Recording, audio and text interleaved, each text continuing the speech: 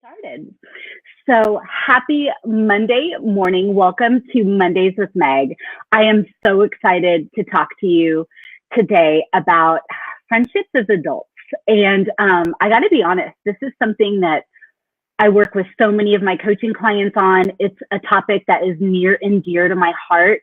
So I love that when I asked for all of you to help me with what to talk about today, that you all literally packed my inbox.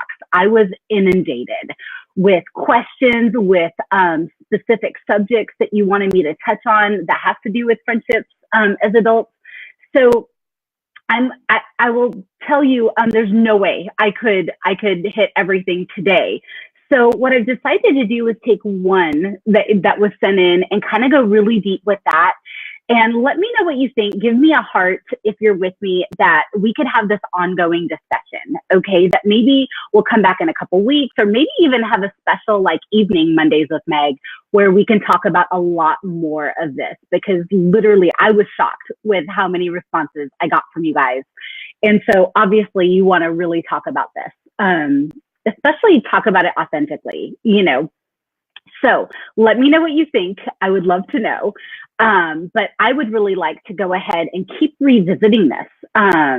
So today, what we are going to start with is we're going to tackle one of the topics that was sent in, and then come back to friendships again, maybe in a couple weeks, or maybe in a longer evening one where I can get maybe one of my besties on with me or something. Okay, so the subject that we are going to be talking about today is the why and how of making time for friends as adults. Okay. And I'll be honest, Jason, I love that you're on with us, but this is going to be geared mostly towards women. But I would love to have Craig on sometime and talk about men friendships with me too, because they're totally two different subjects, but I still think guys could get something out of this. Okay. So Rachel actually sent into me this email that said, I have trouble finding time for rewarding, juicy friendships, a long time, a full-time job, a 3-year-old daughter, a husband, working on my personal goals like writing a book, etc. Oh, Rachel, I don't think you're alone. I feel like I only scratch the surface with friends most of the time. I feel like I need tons of quality time with people to really feel like I'm in a fun groove with a friend. But of course, I don't have the time like I did when I was in my early 20s, with little in the way of responsibility. So Rachel, thank you for sending that in. I don't think you're alone in this at all. So I really want to tackle this with you all today. At any point, if you guys have questions or comments, jump on in. And so first, what I want to start off with, I feel like we need to talk about why we actually need to make time for friends, like why that's important, before we get into the very practical how. Okay, so number one, really spending time with friends fills you back up. I don't know about you guys, but I'm giving out all day long, whether it's with my family or with my clients, or, with my job, whatever, but I'm constantly giving out all day. And so spending time with friends really is meant to relax and refresh you. You're probably giving constantly all day long, like I am. And so in order to be your best for every single person in your life, you really need to be filled back up regularly. And good friends are a great source for all of that love that's going to fill up your tank. So you can actually give out everything that you need to give out every day. Okay. The second reason why we need to make time for friends is that it really reminds you that you're not alone in whatever you might be feeling, going through, whatever. When you connect and swap stories with friends, other women, other friends, it really can remind you that you're no different from anyone else, and you're all pretty much in the same boat. And that really, I don't know about you, but that gives me like a huge wave of relief that really can last even a long time, knowing that I'm not the only one struggling with something or going through something. The next thing is that it leaves you feeling encouraged. Okay. So unless you have friends that are super negative and constantly dragging you down, and if that's the case, I highly suggest you make new friends. Okay. Your friends probably believe in you if you're actually having them surround you and everything, and they probably cheer you on through every stage of life. I really hope that that is your experience. They could provide for you a boost in confidence when you need it, or really, whether you are going back to school, whether you're maybe thinking of starting a business or making a positive change in your life, friends really are there to leave you encouraged for that. And that really can make a big difference. They also can provide a fresh perspective. It's so easy to kind of get stuck in your own stuff and just kind of get down on that. And sometimes a great friend can really help with giving you a different perspective on a situation or something that you're going through, to where you might not have thought of that on your own because you're in it every single day. So that is a great way to a great way that friends help you. And I don't know about you, but when I am making time for friends, I'm also creating a really good support system where we can mutually help each other through different things, whether I need someone to stop by my house for a reason, or maybe we might, pass things back and forth to each other that we might need, just having a shoulder to cry on, unconditional love, support, all of these things, whether physically or emotionally, mentally, any of those things. It's supposed to be this mutual relationship that really can be vital, especially if you're like me, where you don't live really close to family, or maybe you just don't have a supportive family. It really can make all the difference, okay?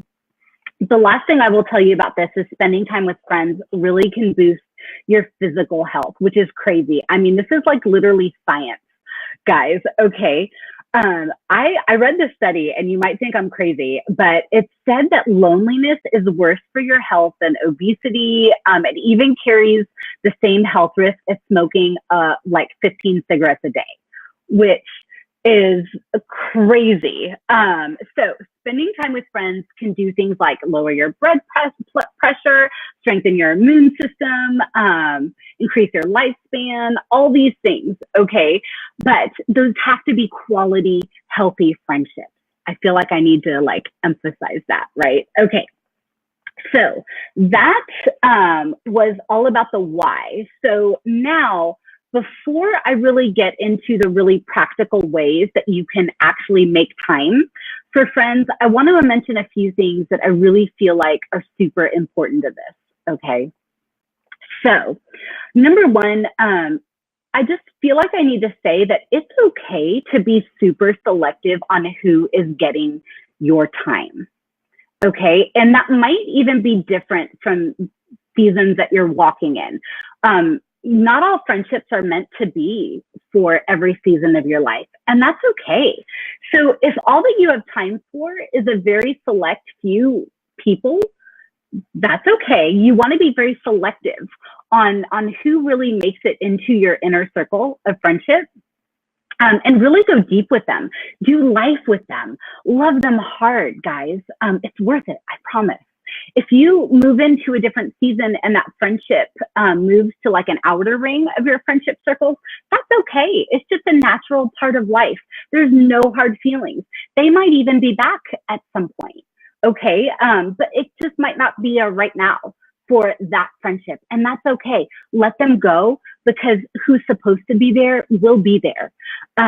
So that's the first thing that I want to mention. The second thing is to make sure that you actually ink in this time, this friend time, as often as you can, and with or without other family members or friends present, okay? While both of those types are needed, those types of friend time, both are needed, but it's also important that you get one-on-one time with your close inner circle friends, as you also make room for them to also have time with other people you love, like your family and other friends. Okay, so that was all that. So now here we go. We're going to get into the nitty-gritty, how to make time for friends as an adult, the super practical suggestions, right? Okay, I think I need some water. Thank you. So good. Okay, first, if you have to go do something, like if there's something on your to-do list that you have to do, Why don't you just do it together? Invite your friend to go with you, whether it's a Target run, which I will tell you is so fun with friends. Returning, if maybe you have to do a few returns, maybe you're going grocery shopping, or maybe for your gym time or anything like that. Have a friend tag along. Don't just go by yourself. And that's a great way to have time together as friends as an adult, kind of in a different way too, kind of more casual and fun. Okay, the second thing that I would say is keep it simple, whatever you do for your time with friends. You don't have to serve like a 5 or 7 course meal every time you have a friend over. You should be able to really just be yourself when you have time with friends, especially if it's a healthy friendship. So never apologize for the state of your house or overdo it if you don't have the bandwidth for that. If someone's a really safe friend, they're going to understand, and they're not even going to care anyway, because they just want time with you. And I promise you, this has happened to me, and this is what's been said to me. So I'm not just making this up. It's for real. Okay. You don't have to overdo it if you don't have the bandwidth for that. You want to keep it simple. Third, I would say keep your time short and sweet if you need to, okay? If that's all that you have room for in your schedule. If you only have a few hours, or if you don't have a few hours, ask your friend to just come over for a half hour while you're, while you're doing something else. Or maybe you can stop by their house for just a half hour while you're already out. Just give them a call and see if that'll work for them. I will tell you that a few minutes together, if that's all you have, is better than no minutes at all. Okay, so there's that. Fourth thing is that you could actually combine your friends. Okay, as long as they get along. Now, if you know for a fact that they don't get along, maybe don't do that. But I would encourage you, if you just think they might not get along, try it, because you might be surprised. I know I have been surprised that some of my friend groups actually got along great when I brought them all together. But this could also be a really good way for other friends of yours to make new great friends too. So don't get in the way of that. Try to combine them and just see what happens. Use it as an experiment. I don't know. They're all still going to be your friends anyway. It's fine. Fifth, you can also make the time together like a joint effort. So like if you're making spaghetti, ask your friends to come over and maybe bring some side dishes or something, and you can all share it together. When you spread out these responsibilities, your time together is going to feel a lot more doable. I will tell you from experience. And it's more fun because you might even try a new dish that you've never had before, want the recipe, everyone's happy. And who doesn't love food, right? Let's be real. Okay. So then the final thing is to actually commit to a day and time instead of just saying, hey, we need to get together, or let's have coffee sometime. And it, you do this like forever and it never even happens. So instead of the let's get coffee, get out your calendars right there and then and ink it in. Okay. I will tell you, it will be much more likely that that time will happen, because if not, you're just going to keep letting life happen and not make the time. So overcompensate for that. Don't just say, let's do it. Actually get it on your calendars and walk it out. Okay. So I will tell you, friends, that intentionally having this type of quality time with friends is so important and so beneficial to you that you shouldn't just find time for your friends. You need to actually make time for them. Okay. It's important, guys. I cannot stress this enough.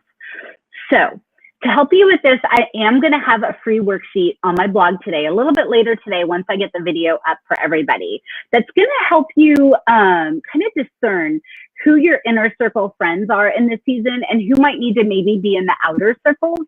And that might help you to even figure out who to hone in on to actually have this time with, and really intentionally take steps to work on this with in your friendships. And so I'll go ahead and post that link here on the video later today once it's up, but I really do hope it helps, guys. I use this in my own life, and it's been super helpful for me to see who I really should be giving my time to right now in this season. And it really can be different. Okay. So, oh my gosh, we got through so much. And I love that I've been seeing that you guys really are interested in some sort of a friendship series. So I promise I'm going to bring that to life. We have so many more topics that people ask me about that I do want to bring in.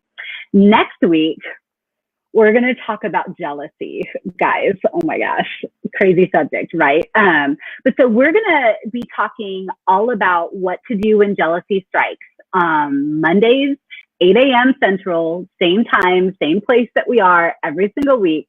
I do hope you'll join me. And as always, go ahead, find that event on Facebook. I'll put it in the link on here too. And ask any questions that you have ahead of time, okay?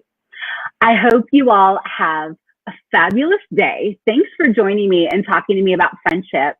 And I hope your week is great. Let me know. Keep in touch with me. Let me know what you're doing to intentionally make time for friendships this week. I can't wait to hear how it goes, friends. I love you so much. Have a great day. Okay?